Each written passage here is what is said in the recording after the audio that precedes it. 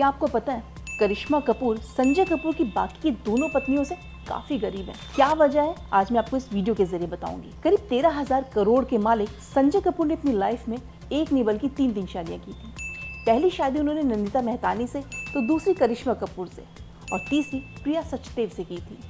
और बताया जा रहा है कि संजय की तीनों पत्नियों में करिश्मा कपूर सबसे ज्यादा गरीब है। आखिर संजय कपूर की किस वाइफ के पास कितने पैसे हैं इसका खुलासा थोड़ी देर में करूंगी, लेकिन सबसे पहले बात आखिर कैसे हुई थी संजय और करिश्मा की मुलाकात, कैसे हुई थी दोनों की शादी और क्यों हुआ था तलाक। करिश्मा कपूर से शादी करने से पहले संजय कपूर ने ईयर 1996 में फैशन स्टाइलिस्ट नंदिता मेहतानी से शादी की थी। करीब 3 साल तक एक साथ रहने के बाद संजय और नंदिता ने ईयर 2000 में तलाक ले लिया और बताया जा रहा है कि नंदिता की टोटल नेटवर्थ करीब 129 करोड़ रुपए है। नंदिता से अलग होने के बाद संजय का दिल आया करिश्मा कपूर पर और मीडिया रिपोर्ट्स की माने तो दोनों की पहली मुलाकात एक पार्टी में हुई थी। कुछ दिनों तक एक दूसरे को डेट करने के बाद संजय ने करिश्मा को शादी के लिए प्रपोज कर दिया, तो करिश्मा ने भी संजय के वेडिंग प्रपोजल को एक्सेप्ट करने में देर नहीं लगाई और 20 सितंबर 2003 में मुंबई में एक ग्रैंड लेकिन प्राइवेट तरीके से करिश्मा ने संजय से शादी कर ली। आपको बता दें करिश्मा और संजय की शादी लव नहीं बल्कि अरेंज मैरिज थी और इसका खुलासा खुद रणधीर कपूर ने एक इंटरव्यू में किया था। रणधीर कपूर ने रेडिफ से की गई बातचीत में कहा था करिश्मा और संजय भले एक दूसरे को जानते हो लेकिन दोनों का रिश्ता हमने आपस में मिलकर तय किया है।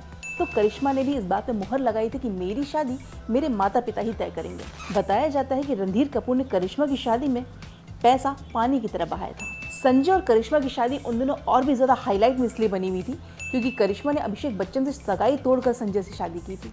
करिश्मा और अभिषेक की सगाई की बात करें तो दोनों की सगाई साल 2002 में हुई थी, जिसकी पब्लिकली अनाउंसमेंट अमिताभ बच्चन के 60वें बर्थडे पर की गई थी और मीडिया के सामने आकर जया बच्चन ने कहा था कि जल्द ही करिश्मा कपूर बच्चन परिवार की बहू बनेंगी।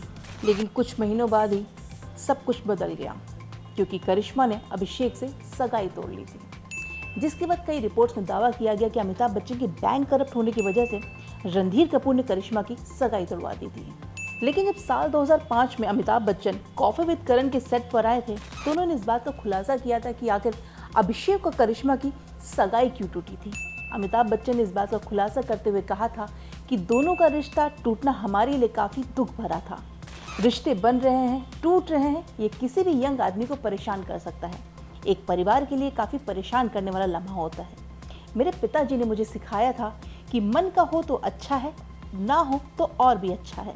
हम सब यही मानते हैं और इसी बात को फॉलो भी करते हैं। अभिषेक बच्चन से सगाई तोड़ने और संजय कपूर से शादी करने के बाद 2005 में करिश्मा कपूर पहली बार मां बनी और दिया बेटी समायरा को जन्म। 2011 में जब करिश्मा दोबारा मां बनी तो उन्होंने एक बेटे को जन्म दिया जिसका नाम कियान कपूर है।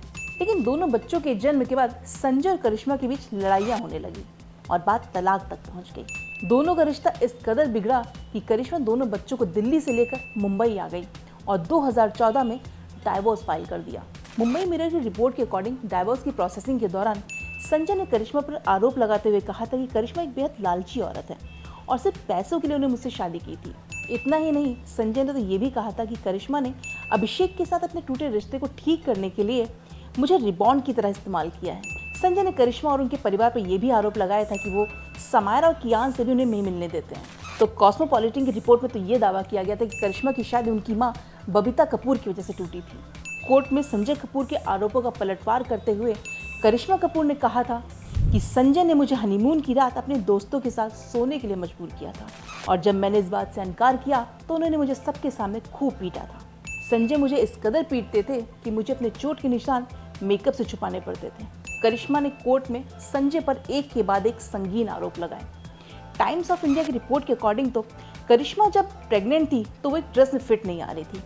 उस वक्त संजय ने अपनी मां से कहा था कि करिश्मा को एक जोरदार थप्पड़ जड़ दें और ये बात सुनकर हर कोई शॉक था। इस रिपोर्ट में तो ये भी दावा किया गया था कि करिश्मा कपूर ने कहा था कि संजय कपूर का दिल्ली में एक दूसरी औरत के साथ अफेयर चल रहा है जिससे उनका एक बच्चा भी है।